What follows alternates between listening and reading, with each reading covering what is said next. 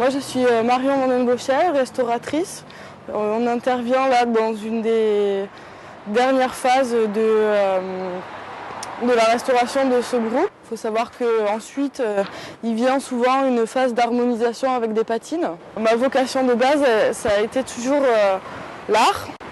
Et que j'ai commencé par étudier, je suis partie des arts contemporains à l'université. En fait, je suis allée jusqu'en maîtrise d'art plastique.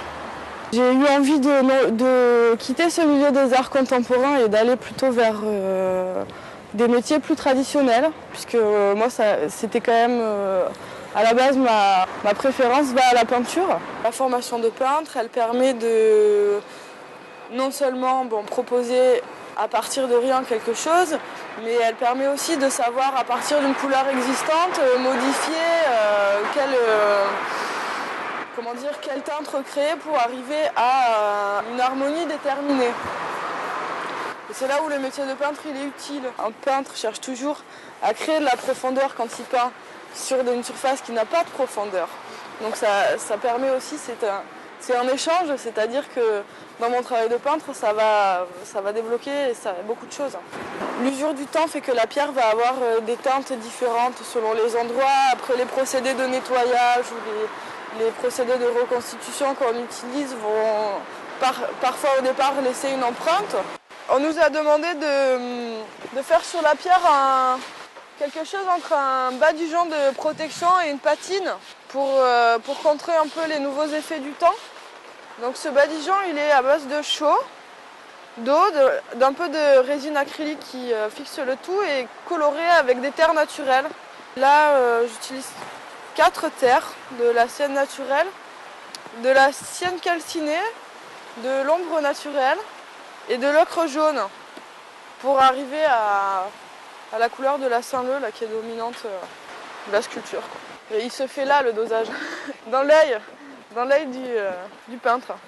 Voilà, et donc on le teinte à sec et on vérifie sa teinte à sec aussi.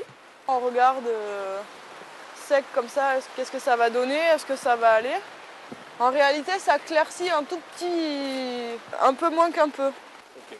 Ouais, là, là c'est la partie uniforme, donc pour l'instant on attend que ça sèche pour juger bien de la couleur. Là, il y a une partie super récalcitrante, parce qu'on arrive au niveau des joints. Donc dans les joints, ça garde bien l'eau. Chaque zone de la sculpture a besoin d'une texture et d'une teinte différente.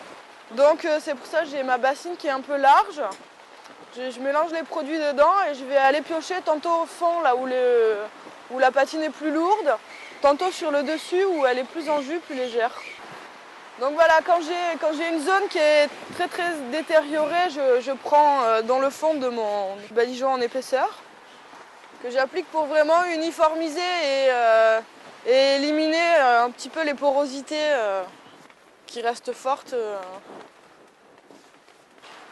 Au niveau des zones qui ont été traitées en ragréage ou en bouchon de pierre, on a un support qui est neuf, tandis qu'il y a des endroits qui restent où la pierre est là avec son âge, quoi. En combinant différentes épaisseurs de ce badigeon, arriver à homogénéiser un peu tout ça, quoi.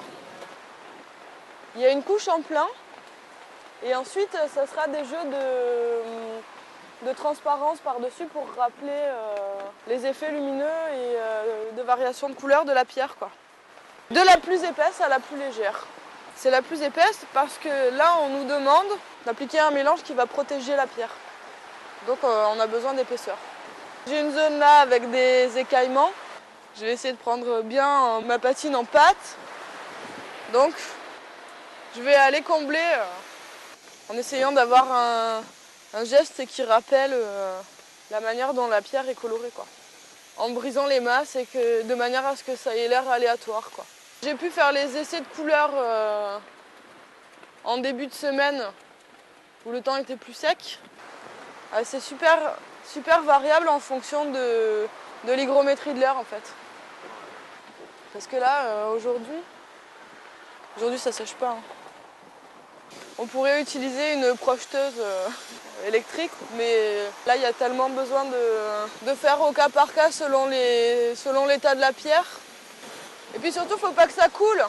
Là, je travaille par touche pour faire le passage entre la pierre ancienne et usée, les ragréages qu'on a fait et la pierre qui est encore en bon état. Surtout qu'il y a déjà des différentes natures de pierres dans les trophées.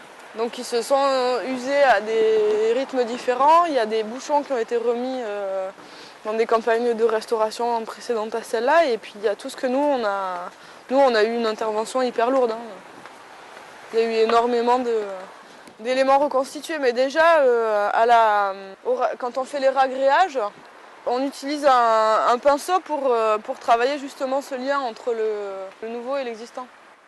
Pour un peintre, c'est parfois difficile de passer le cap de 2 à 3 dimensions et que c'est toujours quelque chose. C'est d'abord une quête du peintre. Ensuite, moi, dans mon travail, c'est quelque chose que mon équipière m'apporte, puisqu'elle a le regard déjà du sculpteur, qui est valable vraiment dans l'espace. Que donc, du fait qu'on travaille ensemble, ce passage-là, il se fait autant au plan professionnel que humain, quoi. Sur ce chantier-là, on nous demande de recréer les lignes vraiment quelque chose de vivant et de nerveux. Et c'est plus difficile parce que justement, on retourne à cette question de se mettre dans la peau du sculpteur à la base. Mais c'est là où voilà, la difficulté se transforme en point positif. La sculpture, c'est quelque chose de... C'est de la pierre, c'est fort, c'est dur, c'est comme ça. Et puis on se bat pour essayer de la boucher, de lui redonner des lignes, de la combler, tout ça. Et puis des fois, on est beaucoup plus petit aussi, donc souvent d'ailleurs. On s'est battu avec contre une grande sculpture comme ça et on est resté tout petit, pressé et puis on s'en va.